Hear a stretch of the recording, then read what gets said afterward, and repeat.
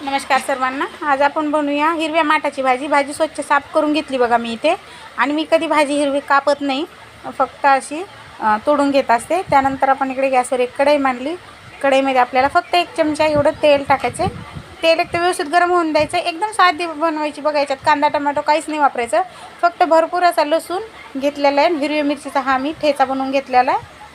तर लसूण थोडा जास्त टाकायचा आहे, म्हणजे कशी भाजी ना चवीला खूप छान लागते। आणि आपल्याला दुसरं काही टाकायचं नाही। आता बघा, हिरवी मिरची लसणामधली भाजी मला खूप आवडते। आता हे आपल्याला परतून घ्यायचं फक्त ठेचा 1 मिनिट तेलामध्ये। तर तुम्ही या पद्धतीने एक वेळा नक्की बनवून पहा, अशी छान लागते ना ही भाजी खायला।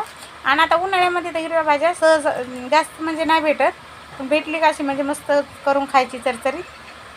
आणि थोडीशी तिखट बनवायची, म्हणजे छान लागते। भाजी आपण धुवून घेतली। मी हिरव्या भाज्या कधीच कापत नाही चाकूने, तर मी अशा तोडूनच घेत असते। मी याच्या कवळ्या काड्या पण घेतल्या आता। त्यानंतर आपल्याला याच्यात थोडंसं मीठ टाकायचं आहे, म्हणजे चवीप्रमाणे, कारण भाजी शिजून खूप कमी होणार आहे, त्यामुळे मीठ थोडं जपून टाका। आता याला हलवायचं नाही आपल्याला, कारण जास्त आहे ना भाजी, तर खाली जाईल सांडण, म्हणून झाकण ठेवायचं 2 मिनिटासाठी। म्हणजे भाजी थोडीशी खाली बसली की आपण याला मग व्यवस्थित हलवूया। तसंच 2 मिनिटं आपण लो टू मिडियम गॅसवर ठेवायचं आहे। तर 2 मिनिटामध्ये बघा भाजी आपली बऱ्यापैकी खाली बसली, तुम्ही बघू शकता। आता सहज आपल्याला व्यवस्थित हलवता येईल, अशा पद्धतीने आपण आता याला एक वेळा मिक्स करून घेऊया।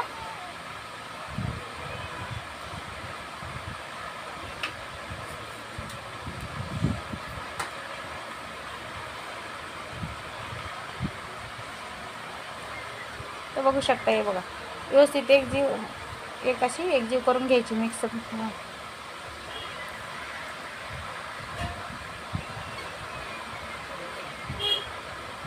मिक्स करून घेतली ना, तर भाजी अजून म्हणजे थोडीशी कच्चीच आहे। तर आपल्याला याच्यावर काय करायचं, 2 मिनिटासाठी अजून झाकण ठेवायचं आहे, म्हणजे व्यवस्थित अशी शिजली जाईल। जास्त वेळ नसतो लागत हिरव्या भाज्यांना, फक्त 2च मिनिटं ठेवूया आपण झाकण। आणि गॅस लोच ठेवला आहे मी। बघा 2-3 मिनिटानंतर पाणी पण आटलं आणि भाजी केवढीशी झाली आपली बघू शकता। कढई भरून दिसत होती, पण बघा एवढीशी भाजी आपली तयार झाली। त्यानंतर आपण इकडे बघा शेंगदाणे छान भाजून घेतलेत आणि शेंगदाण्याचं कूट करून घेतलं आहे। आता तुम्हाला हवं तेवढं तुम्ही टाकू शकता, मी थोडंसं कमीच टाकले। शेंगदाणे भाजून टाकले ना, तर चव भाजीला अजून छान येते। आणि लसणाचं प्रमाण थोडं जास्त ठेवायचं। आता यातलं फक्त थोडंसं आपल्याला पाणी आहे ते आटून घ्यायचं आहे, म्हणजे आपली भाजी तयार झाली एकदम मस्त अशी।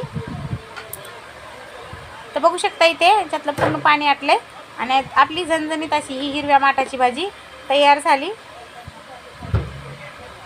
तर कोणाकोणाला आवडती ही हिरव्या माठाची भाजी नक्की सांगा। व्हिडिओ आवडला असेल तर लाईक करा, शेअर करा, सबस्क्राईब करा।